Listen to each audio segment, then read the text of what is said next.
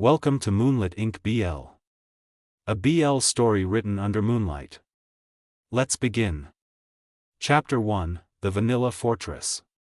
The air in the private conservatory of the Woodward estate didn't smell like a home, it smelled like clinical precision and expensive filtration. Andre Woodward adjusted the cufflink on his charcoal suit, his expression a mask of bored indifference. As a prime omega, his biology was a high-performance engine that most people expected to be a delicate flower. They were wrong. Underneath the tailored silk of his shirt, his skin was mapped with the faint, silver lines of sparring scars, and his scent, usually a rich, inviting vanilla, was clamped shut behind 3 layers of high-grade pharmaceutical suppressants. "You look like you're preparing for an execution, not a date," Drew Woodward remarked, leaning against the doorframe. The alpha patriarch of the Woodward Empire looked every bit the shark he was, even in a casual knit sweater. "In our world, father, they're often the same thing," Andre replied, his voice a cool velvet. "The Ray family is circling the drain since their offshore accounts were seized. Owen is desperate. A cornered dog bites, Andre. You need a partner who can bite back, someone the public sees as your alpha, so the vultures stay in the sky." Andre picked up a matte black handgun from the side table, checked the chamber with a practiced flick of his wrist, and holstered it at the small of his back. "I'll find my own alpha. Just make sure the paperwork for the legitimate merger is ready." The blind date was set at Nightshade Cafe, a restaurant that catered to the city's elite, where the privacy curtains were soundproof and the waiters were paid more for their silence than their service. Andre was already nursing a glass of neat bourbon when the scent hit him. It didn't drift, it commanded. It was the smell of worn saddle leather, ozone before a thunderstorm, and something sharp, like gun oil. It sliced through the floral arrangements of the restaurant and the heavy dampeners Andre wore. A man stepped into the booth. He wasn't wearing a designer suit, he wore a dark, tactical cut blazer over a black turtleneck. His hair was clipped short, and his eyes, a piercing, analytical gray, scanned the room once before settling on Andre. "James Moraes," the man said. His voice was a low rumble that vibrated in Andre's chest. "I'm told you're looking for someone who can play a part and keep their head in a riot." Andre leaned back, his eyes narrowing. "I'm looking for a shadow, Mr. Moraes. Someone who can stand behind me without tripping over my heels or trying to lead the dance. My family is complicated." "I like complicated," James replied, his gaze unwavering. He didn't look at Andre like an omega to be protected, he looked at him like a high-value objective. "And I'm very good at following a lead." The tension between them was a physical thing, a cord pulled taut until it hummed. Andre felt a spark of something he hadn't felt in years, genuine curiosity. But before he could test the man further, the heavy velvet curtain of their booth was ripped aside. The smell of burnt coffee and desperation flooded the space. Andre. Owen Ray stood there, his hair disheveled, his expensive suit wrinkled. The heir to the collapsed Ray fortune looked pathetic, but his eyes were wide with a manic, alpha-type entitlement.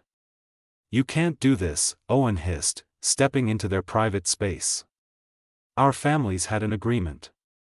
My father is ruined, and you're just going to replace me with this stray?" "Owen, leave," Andre said, his voice dropping an octave. "You're embarrassing yourself. And you're leaking pheromones like a broken sewer pipe. It's disgusting. You're mine."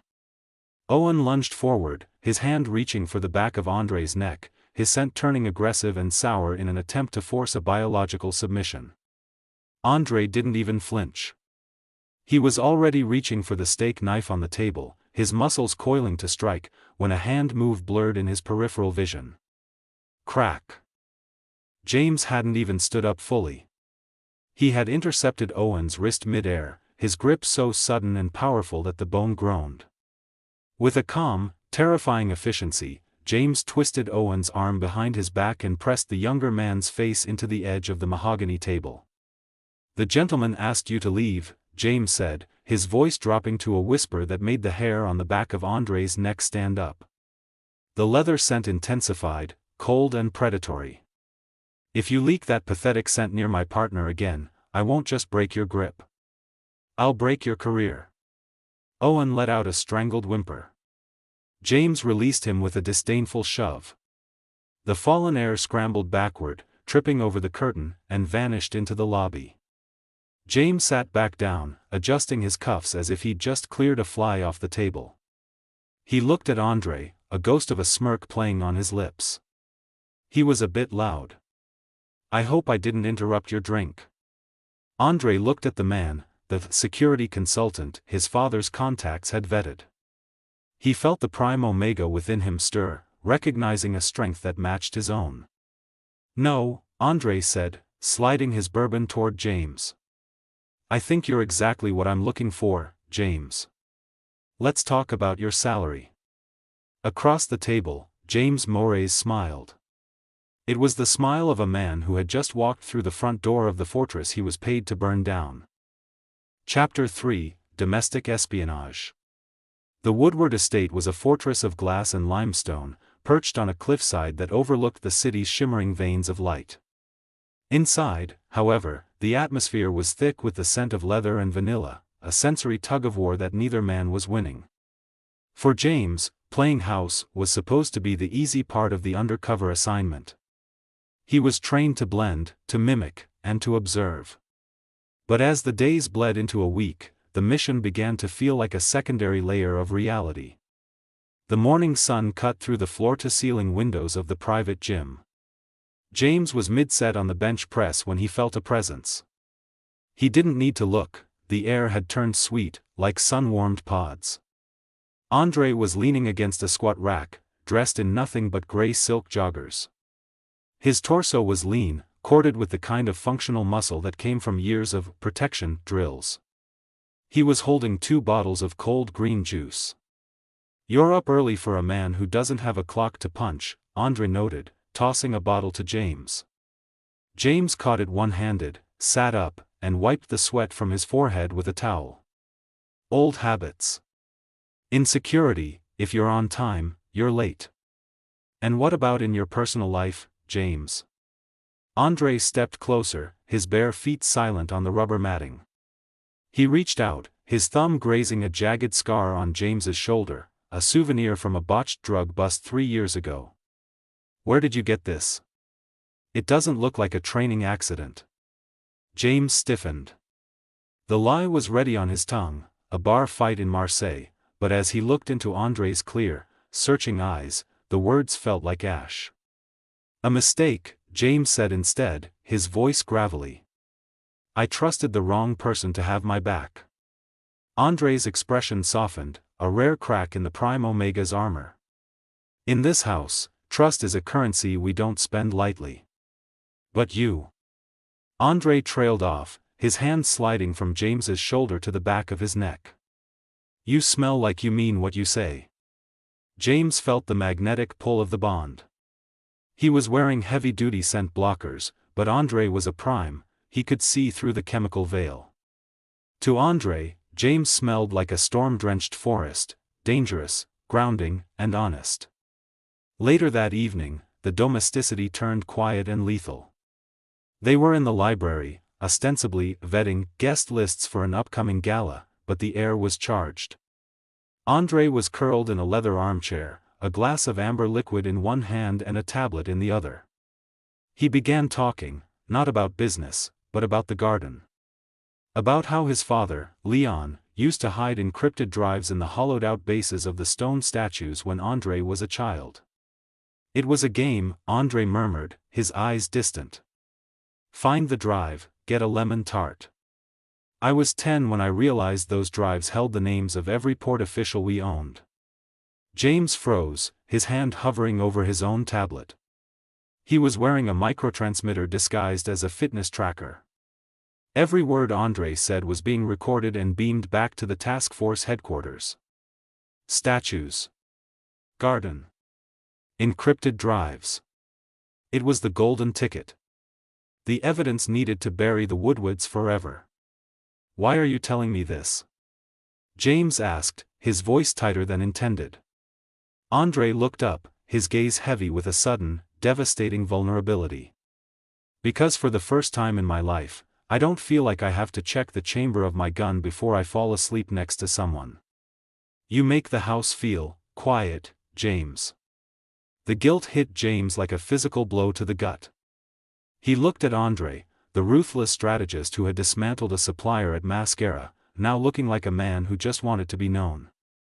James stood up, crossed the room, and knelt between Andre's legs. He took the glass from Andre's hand and set it on the floor. Andre, James whispered, his resolve crumbling. Don't talk, Andre replied, leaning forward until their foreheads touched. When they kissed, it wasn't the performative press of lips they used for the cameras. It was desperate and hungry. James tasted bourbon and vanilla, Andre tasted the salt of sweat and the metallic tang of a secret. As James pulled Andre closer, his mind screamed at him to stop, to remember the mission, to remember the badge. But as Andre's hands tangled in his hair, James realized he wasn't just mapping the Woodward Empire anymore. He was losing himself in the very heart of it. Every shared confidence was evidence. Every touch was a betrayal. And as James held the man he was supposed to destroy, he realized he was no longer the hunter. He was compromised. Chapter 4: The Gala of Broken Fingers. The Woodward Gala was not merely a party, it was a demonstration of atmospheric pressure. The grand ballroom of the estate was a cathedral of gold leaf and predatory intent, filled with the city's elite, legitimate CEOs rubbing shoulders with the silent architects of the black market. Andre stood at the top of the marble staircase, a vision of lethal elegance in a midnight blue velvet suit.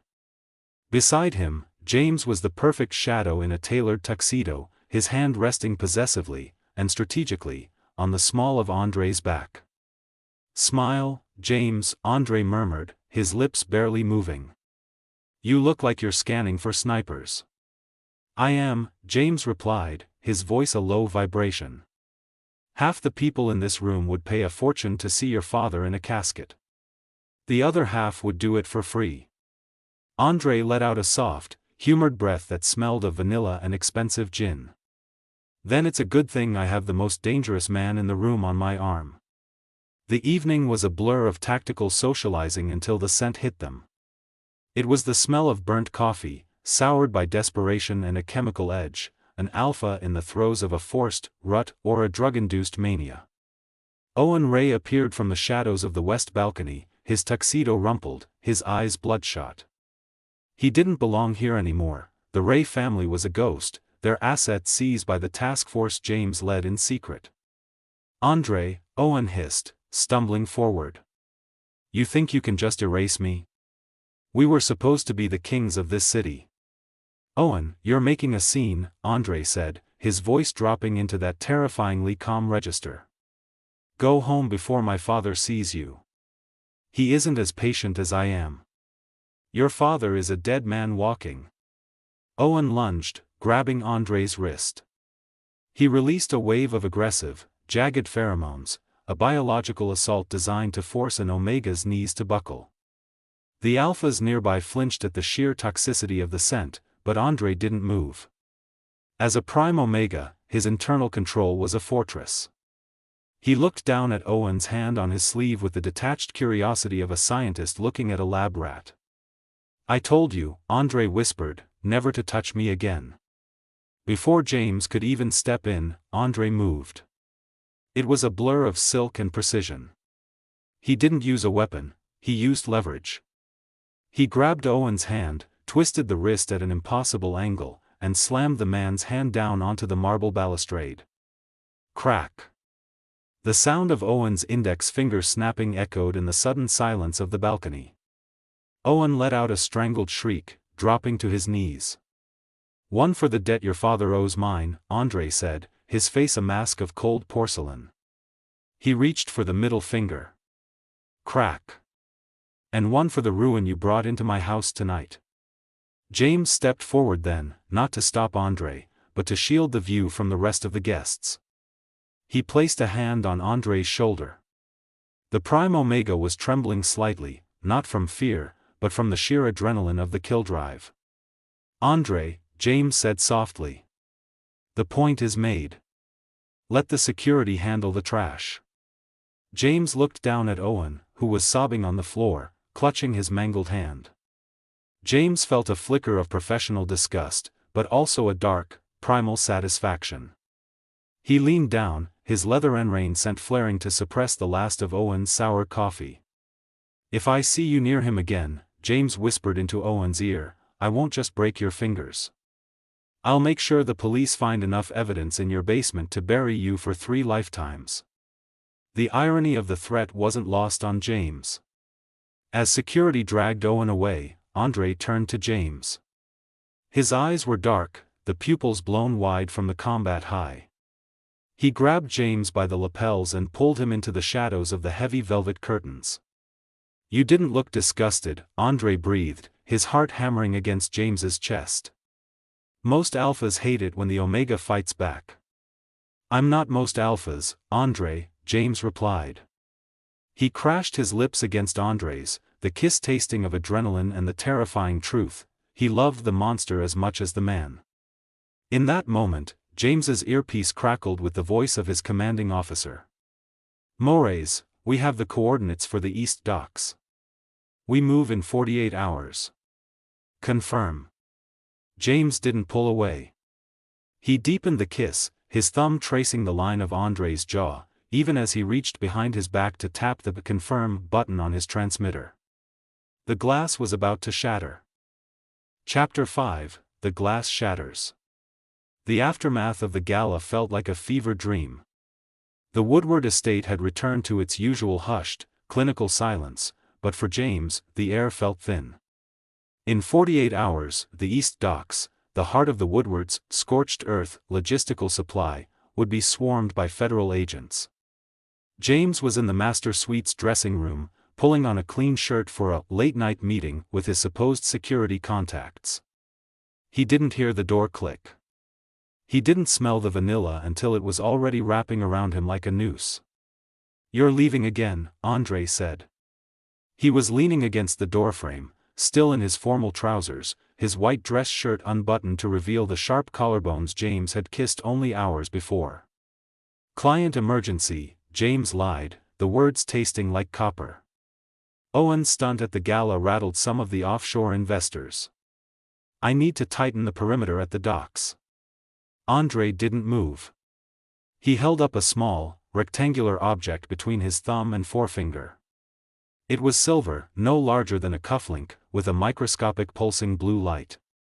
James felt his heart skip a beat, then settle into a heavy, rhythmic thud.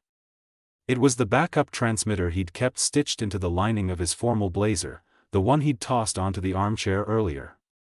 "I found this while I was hanging up your coat, James," Andre said. His voice was devoid of emotion. It was the voice he used when he was negotiating a shipment of illegal arms. "I thought it was a tracking bug from the Ray family. I was going to crush it. But then I ran the frequency through my own scrambler."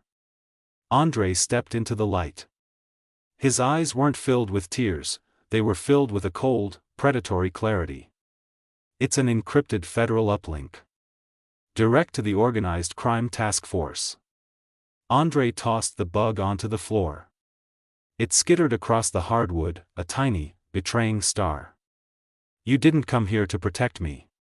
You came here to map the house so you'd know which rooms to bloodstain during the raid." "Andre, listen to me," James started, taking a step forward. "Don't," Andre hissed. In one fluid motion, he pulled the matte black handgun from his waistband and leveled it at James's chest. The safety clicked off, a sharp, final sound in the quiet room. "I let you into my bed. I told you about the statues in the garden. I gave you the keys to my father's empire because for a second, I thought I'd found someone who wasn't afraid of my scent." The leather enrein scent of James flared, instinctively trying to dominate the space, but Andre leaned into it, his own vanilla turning sharp and metallic. "Is any of it real?" Andre asked, his finger tightening on the trigger. "The kiss on the balcony? Or was that just to keep me distracted while your team took the coordinates?" James looked at the barrel of the gun, then up at the man he had betrayed. The lie was the professional choice. The truth was the lethal one. The mission was the only thing that was supposed to be real, James said, his voice cracking. But I'm compromised, Andre. I've been trying to find a way to protect you from the fallout for 3 days. You protect me by staying away from me, Andre replied. He didn't fire. Instead, he backed toward the balcony, his eyes never leaving James's. The docks go dark in 10 minutes. My fathers already know there's a leak. If you're still in this house when they arrive, not even I can stop what happens to you. Andre, wait. Goodbye, detective, Andre said. He didn't run. He moved with the calculated grace of a shadow. He vaulted over the balcony railing into the darkness of the cliffside gardens. By the time James reached the edge, the prime omega was gone. The only thing left was the faint, lingering scent of vanilla and the cold realization that the hunt had officially begun, but this time, James was the one being hunted. Within the hour, James's phone buzzed. A text from an unknown number, routed through 3 countries. I'm erasing the trail. Don't look for me. If I see you again, I won't be using a silencer. James gripped the railing until his knuckles turned white. Behind him, the sirens of his own task force began to wail in the distance, heading for the docks. He had won the war, and in doing so, he had lost the only thing worth holding. Chapter 6, Scorched Earth. The city didn't just wake up to news of the raid, it woke up to a heart attack. By 8 o'clock, the Woodward, Scorched Earth, protocol had been initiated. It wasn't a violent uprising, it was a surgical removal of the city's backbone. The legitimate Woodward shipping conglomerates halted all food and medical deliveries at the city limits. Their tech subsidiaries triggered security maintenance that blacked out the financial district. The message was clear: if the authorities touched the Woodwards' heart, the Woodwards would stop the city's pulse. James Moraes sat in the back of a tactical command vehicle, his badge felt like a lead weight in his pocket. He hadn't slept. He still smelled the faint ghost of vanilla on his skin, a reminder of the man who had vanished into the night. The commissioner is screaming for blood, Moraes, his captain barked, slamming a folder onto the metal desk. We took the East Docks, but we didn't get Andre or the patriarchs. And now the mayor is pleading for us to back off because the hospitals are running out of backup power. What was the leak? James looked at the folder. Inside was a surveillance photo of Andre from 3 weeks ago, sharp, cold, and beautiful. The leak was me, James said, his voice a dead calm. He stood up, ignoring the captain's shocked swearing, and walked out of the van. He didn't take his service weapon. He didn't take a vest. He drove back to the Woodward estate, which was now surrounded by a silent, black-clad private security force. The study was thick with the scent of 2 powerful alphas, Drew Woodward, smelling of ancient cedar and ozone, and Leon Woodward, smelling of sharp ink and iron. They didn't look like criminals, they looked like kings presiding over a crumbling court. The detective returns, Drew said, his voice a low, dangerous rumble. He was cleaning a small, silver pocketknife. You have quite the nerve showing your face here after what you did to my son's heart. I'm not here as a detective, James said, stepping into the center of the room. He felt the crushing pressure of their combined alpha auras, but he stood his ground. I'm here as the man who is going to fix this. Fix it? Leon laughed, a dry, humorless sound. You've dismantled our primary distribution hub. You've chased Andre out of his own home. He's gone, detective. Even we don't know where he is. He's erased, just like we taught him. James felt a pang of agony at the word erased. The city is dying. Your businesses are being seized one by one. You can burn the city down, but you'll be sitting on a throne of ash. We've sat on worse, Drew countered, stepping closer. The cedar scent flared, aggressive and suffocating. Tell me why I shouldn't have you buried in the garden you used to spy on us. Because I'm resigning, James said. He pulled his badge and his state-issued firearm from his belt and thudded them onto the mahogany desk. "I've already sent my letter of resignation to the department. I'm no longer an officer of the law. I'm a liability to them now." The two fathers exchanged a look. For the first time, the aggression in the room shifted to curiosity. "I will neutralize the remaining evidence against the Core family," James continued, his voice steady. "I know where the task force buried the secondary warrants. I can make them disappear. In exchange, you stop the Scorched Earth project. You give the East Docks to the feds as a sacrificial lamb to satisfy the commissioner. And you let the rest of the Woodward empire go legitimate. And what do you get, Mr. Moraes?" Leon asked, leaning forward. "I get 1 week," James said. 1 week of your resources to find Andre. I don't want your money, and I don't want your power. I just want the chance to tell him that I chose him over the mission." Drew Woodward studied James for a long moment. He saw the dark circles under the man's eyes, the way his hands didn't shake despite being surrounded by enemies. He saw an alpha who had been broken and rebuilt by the love of a prime omega. "Andre is the pride of this family," Drew said softly. "We will agree to your terms on one condition: if you find him and he tells you to leave, you walk away forever. And if you ever hurt him again, there is no corner of this earth where we won't find you." "Deal," James said. "He was always fond of the cold," Leon added, sliding a burner phone across the desk. "He mentioned a property in the north 2 years ago. Start there. You have 7 days before we restart the fires." James took the phone and turned to leave. He had 7 days to find a ghost, or the city, and his soul would burn. Chapter 7, 2 Countries Over. The air in the coastal village was a sharp, biting salt that stung James's lungs. It was a stark contrast to the humid, smog-choked city he'd left behind. Here, in a remote corner of the northern coast 2 countries away, the world was painted in shades of slate gray and deep Atlantic blue. James hadn't slept in 72 hours. He looked like a man who had walked through hell and forgotten to brush off the ash. His designer coat was frayed, his jaw was covered in thick stubble, and his eyes were bloodshot. But his nose, his biological compass, was screaming.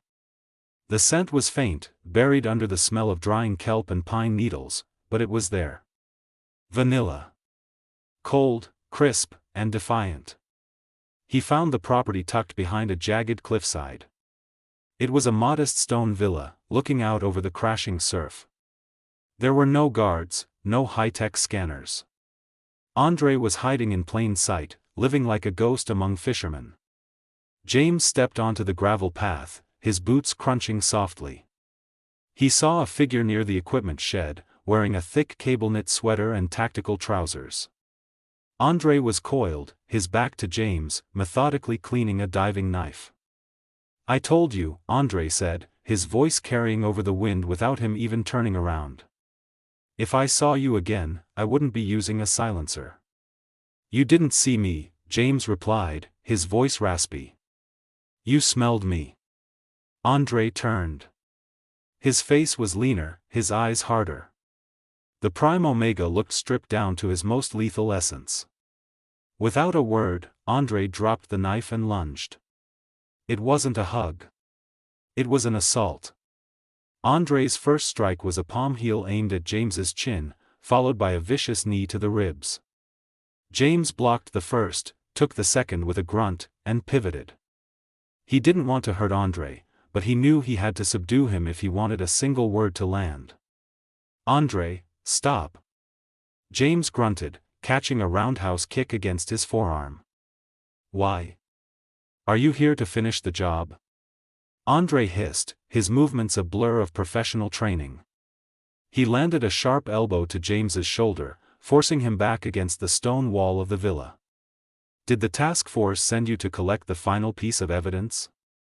Andre's scent exploded, a storm of vanilla that felt like a physical weight, trying to force James to submit. But James leaned into it, his own leather and rain aura flaring not to dominate, but to ground them both. James waited for the opening. As Andre surged forward for a takedown, James dropped low, swept Andre's lead leg, and used the momentum to roll him onto the grass. He tackled the Omega, pinning Andre's wrists above his head against the damp earth. They were both panting, their chests heaving in unison. The physical struggle was the only way they knew how to communicate the magnitude of the betrayal. "I missed you," James breathed, his face inches from Andre's. Andre let out a sharp, jagged laugh, his eyes shimmering with unshed rage. He bucked upward, slamming his forehead against James's in a brutal headbutt. James saw stars but didn't let go. Andre followed up with a punch to James's cheek that split the skin. "Is that your price?" Andre spat, his voice trembling. "You find me 2 countries over just to tell me you missed me while you're holding the handcuffs?" "There are no handcuffs, Andre." James roared, finally pinning him down with his full weight. "Look at me.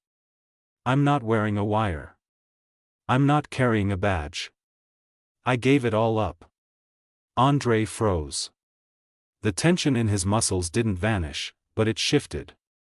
"I talked to your fathers," James said, his voice dropping to a desperate whisper. "The Scorched Earth project is over. The East Docks are gone, but the family is safe. I resigned, Andre. I'm a civilian. I'm a traitor to my country because I couldn't be a traitor to you." Andre's grip on James's jacket loosened. He searched James's face, looking for the lie, looking for the detective he had fallen for. All he found was a man who looked as ruined as he felt.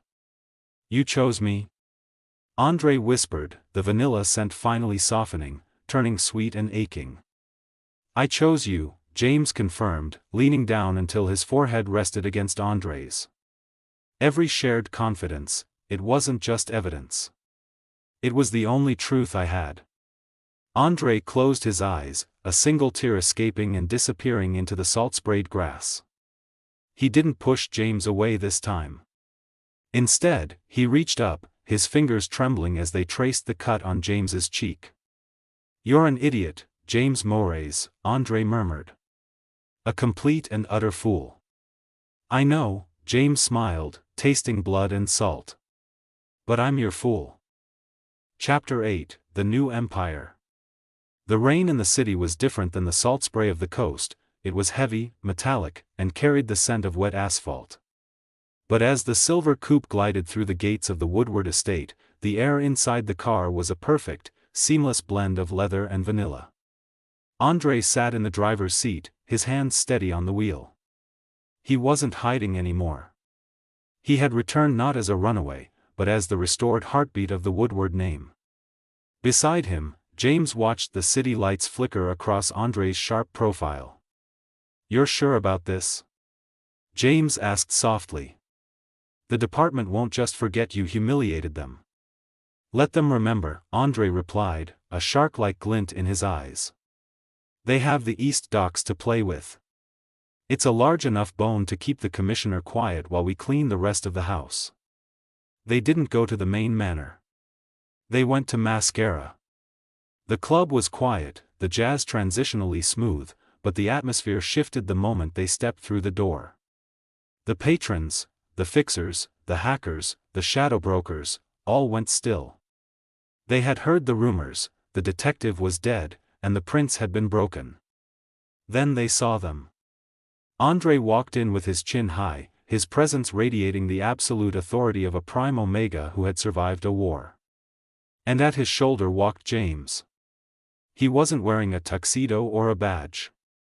He wore a dark tactical coat, his gaze scanning the room with a cold, professional hunger that made the career criminals in the room look away. James was no longer the undercover ghost. He was the enforcer. They approached the bar. The scarred beta bartender didn't wait for a card this time. He bowed his head, a gesture of pure submission, and pressed the release for the back bar. Downstairs, Drew and Leon Woodward were waiting. The Scorched Earth files had been deleted, replaced by a new blueprint, the total transition of the Woodward empire into legitimate tech and logistics, backed by the most sophisticated private security firm the city had ever seen. The resignation was processed, Leon said, sliding a glass of bourbon toward James. You're officially a ghost, Mr. Moraes. No record of your service, no pension, no protection. I have all the protection I need, James said, his hand finding Andre's under the table. Good, Drew added, his cedar scent acknowledging James as an equal for the first time. Because the Ray family leftovers are trying to sell our remaining routes to a syndicate from the south. We need someone who knows how the police think to make sure they don't even make it to the precinct. James looked at Andre. The Omega wasn't a victim to be shielded, he was a partner to be unleashed. I'll handle the strategy, Andre said, his voice a cool velvet. James will handle the logistics of the removal. Hours later, after the meetings had concluded and the new hierarchy was set, the two of them stood on the balcony of their private suite overlooking the city. The fake romance had started as a strategic charade, a game of cat and mouse where both had been caught in the same trap. Now, the charade was a lethal reality. James leaned back against the railing, pulling Andre into the heat of his chest. He inhaled deeply, the scent of vanilla now untainted by the chemical sharp of suppressants. We're villains in their story, you know, James murmured, his lips grazing the shell of Andre's ear. The detective who turned, and the prince who corrupted him. Andre turned in his arms, wrapping his hands around James's neck. He looked out at the city they now owned in the shadows, a city that was breathing again only because they allowed it. Let them call us whatever they want, Andre whispered, his eyes dark with a fierce, possessive love. As long as they call us together. James kissed him then, a slow, deep seal of their new covenant. The mission was over. The empire was theirs. And in this high-stakes game of duty and desire, they had both finally won.